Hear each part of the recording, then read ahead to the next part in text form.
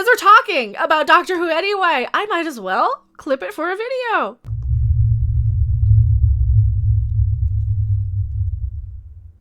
Hello everyone, I am Mecha Random 42. Oh, and hello, and thank you so much, View from Lookout Tower, for View from Lookout, £2 super chat. Hello, beautiful harpy lady. Thank you so much. I am Mecha Random 42, your favorite YouTube consumer advocate harpy. And why do I use the word consumer advocate? Because a lot of these things really don't want you as a fan anymore. Anytime that I try and attach myself or identify with an IP, intellectual property, with a franchise, with something, they do whatever they can to get rid of me as a fan. So I don't even like calling myself a fan of any of these things anymore. I consider myself a viewer who can report back to you guys if the shows are even worth it. Is it even worth anybody's time anymore? And a lot of these, I don't think are worth anybody's time. Also, thank you so much for subscribing. I really, really appreciate it. Please like the video if you liked it. If you didn't like it, keep your comments to yourself. Nobody asked you, Brie. Be nicer to my viewers, too. Is she off-putting? Do we need somebody a little bit more nice, too, to do with some sort of a please subscribe sort of begging for subs thing? Probably, because she's just horrible. Speaking of who else is horrible, Doctor Who, modern day Doctor Who. They're freaking out that John Barrowman's returning, and I didn't actually line this up correctly because I had it lined up for another article that I didn't end up talking about yet. Doctor Who fans are freaking out that John Barrowman is returning. Video is not available. It has expired or is otherwise not available. Well, that's fine. It's probably just a trailer for it anyway. Earlier today came the surprise but welcome announcement. It's really not that surprising, though. From the BBC that John Barrowman will return to Doctor Who as Captain Jack Hartness. Returning after a surprise cameo. Oh, it wasn't a surprise cameo. I don't think it was a surprise cameo. Here's what they're doing. So before we get into the meat of the article, what they're doing is, hey, our ratings are tanking. Who is the best character that we can bring back right now that's going to appeal to the fans a lot without, bringing in David Tennant as the Doctor or something to have a Doctor versus Doctor, sort of Doctor off battle from Doctor Who? That would be pretty interesting. Who's the one character that is beloved, that everybody can agree with, that everybody likes? Who's the one character who's going to give us a lot of our little Wokemon? We can pat ourselves on the back because we're being inclusive and diverse. It's Captain Jack. It's Captain Jack. I think that's part of it. I think that plays into quite a few decision-making sort of things behind the scenes in this. They can bring back Captain Jack, get people like me to talk about it, and dangle it like a carrot in front of our noses. So we're like, ooh, Captain Jack, we like him. And to be fair, his episode, the time he was on screen anyway, in the season 12, series 12 of Doctor Who, was probably some of the best that we've gotten in the Jodie Whittaker, Chris Chibnall version. I said his name right, I didn't say Chimballs. Oh, I said his name right for once, accidentally. That character and that little bit when he's on screen was probably like the best of the modern day stuff that we've gotten in the past couple of seasons with this new iteration and incarnation of Doctor Who. Doesn't help the fact that they completely broke the entire canon of Doctor Who with this whole timeless child crap. Still doesn't change all of that unless they're going to go in and retcon that one somehow, which they can do if they're clever enough. Doesn't mean that they will, though, because what is the goal? What is the end goal? All of these companies, studios, everyone, I believe that the end goal is to break your spirit just to have something to market because they are so out of original ideas.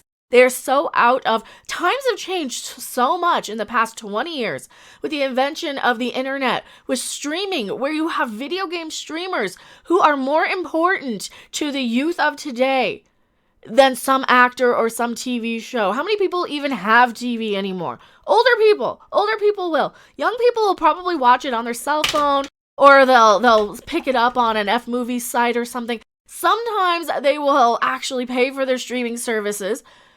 But for the most part, they don't treat any of these properties. They don't treat any of these properties like we did when we grew up with them. Like, oh, we're going to make an appointment and watch this when it comes out. And then we're going to rush into school and talk about it with our friends the next day, or work with our coworkers, depending on when you were watching these. Because I was a grown adult watching the redo. And thank you for subscribing, by the way. watching the redo. It wasn't even a redo. Watching David Tennant. I'd be like going back into work the next day saying, did you see Doctor Who last night? Did you see what was on? Did you see this? And the one coworker who actually watched it that I could talk to about it, we would talk about what happened with Doctor Who. Nowadays, you really don't have so much of that. You've got so much more. They have to drop a thing, and then it is no longer relevant the day after it's dropped because of social media. Because we go out, we talk about it online. You have all the big channels review it the second it hits. And then it's gone, like a fart in the wind, right? We don't consume entertainment the same way we did 20 years ago. And the fact that they're still trying to do whatever they can to say, pay attention to us. This is all just Bart Simpson breaking shit for your attention. Because we know that these shows are not really drawing all of us long-time hardcore fans in.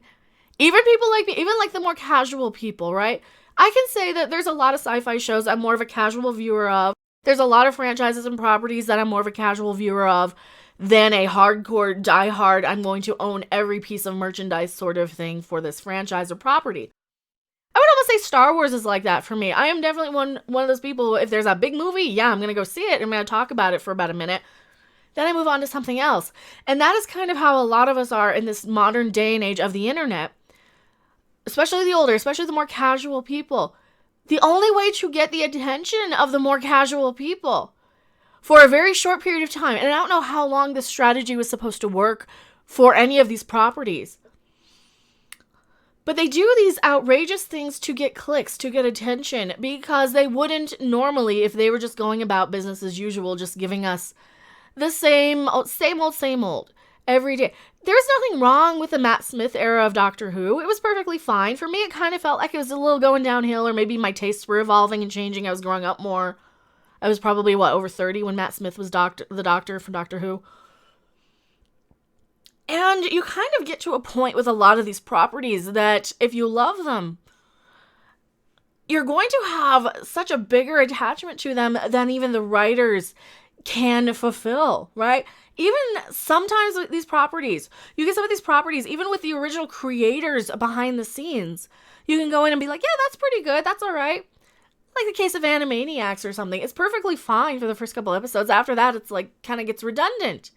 And you can remember when you liked it. You can still have that nostalgia. But you grow up. Your tastes change. And these franchises and corporations and companies don't understand how to adapt to this. They don't understand how to adapt to the fact that people aren't sitting around the TV so much anymore as a family. They're not sitting around at home I guess they are now, but they're not consuming entertainment the same way we did in the 80s even, or 90s, when you would have a TV show that just airs on this time in the evening and you watch it like a family. A lot of older people still do, and a lot of young people still will watch with their families, but that's kind of getting to this bringing out these dead IPs just to get a click, just to get attention, right? And they gotta word it like this. Oh, they're freaking out that John Barrowman's returning. And even me, I'm like, oh, I like him. And that's about all there is to it. Because it's still, at the end of the day, it's still boring, bad Doctor Who. We still have the worst writing we've had in years. They're doing stuff just for attention. They're acting out just for the negative attention. And then what? Then they write an article saying you're an istrophobe if you don't like Jodie Whittaker as the Doctor, instead of, listening to your actual complaints that she might be playing a David Tennant impression. And the writing's not good, and it's not engaging, and it's not interesting, and hearing people just wandering around in the dark, calling each other's names, is not a good episode of Doctor Who. You cannot keep blaming every single thing and every single problem on white men in this modern day era of Doctor Who, and let people, and people will keep rewarding you. People will not keep rewarding this. You have a show where you can go throughout space and time to just have every single solution or villain or problem just being solved by, oh yes, it's just a white man and he's bad. Or, oh, it's just, we need to save the environment, that's all. And I know it's not everyone, I'm kind of exaggerating, but that's kind of the point, is that there's enough of those clunkers and stinkers in this modern day Doctor Who for somebody like me to come in with my imagination and my creativity to say, why didn't you do 27,000 things that you could have done in this episode? Here's how you write yourself out of it. And to still be going through this, it's like they're getting worse and worse and worse.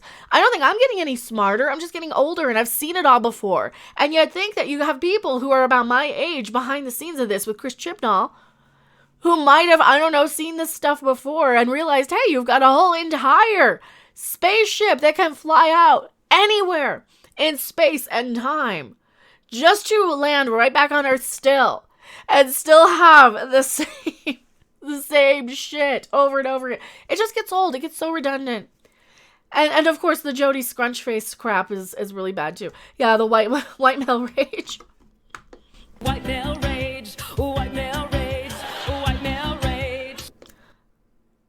So I get tired of the Doctor Who stuff. And that's why I think they did this. So if you're really excited, after me just ripping it a new one for the past 10 minutes about Captain Jack coming back, he's coming back for this episode. It's going to have Daleks. It's going to have all your little references and member berries and all the little things to kind of make you think you're watching Doctor Who in the background. It's that special that they're doing. Is it going to be on Christmas now? Oh, best day ever. Are these even real people? I don't even know if these are real people. Are these bot accounts? Half the time they're bot accounts. Oh, best day ever. I thought it was over Doctor Who, but if John Barrowman's coming back, I'm going to get sucked in again. Well, he's only coming in for one little cameo again. He's not coming back properly, probably. What does the article say? Putting on Jack's coat and setting foot back on the set of Doctor Who was like going back home, Barrowman said in the statement. It's always thrilling to play Captain Jack. He's a character very close to my heart who changed my life. And to know that fans loved him as much as I do makes his return even sweeter. I hope everyone enjoys Jack's heroic adventure with 13. Okay, so it's just going to be the one episode. It's going to be him and the Doctor, and it's probably not going to have any of the other companions. It's just going to be the thing where they're out on some side story fighting Daleks. That's what it's going to be, probably. Again. I don't know. I think I'm getting a little over it. I probably will watch it at some point if I can figure out how to watch it quick enough when it airs. Because that's the thing. If you don't watch it quick enough, like, let's say you're on stream somewhere else when the thing drops, then it's pretty much, oh, well, you missed the opportunity for anybody to hear what you had to say about it because you need to be on it right away immediately. That's the kind of modern day stuff. So that's what's going on with that. Revolution of the Daleks will air this holiday season on BBC America and coming soon to a bay of whatever you want to look at, and Jack Sparrow your way to watch it if you want to. We can't condone that. But that's okay. I am going back to my live chat. Don't you guys go anywhere.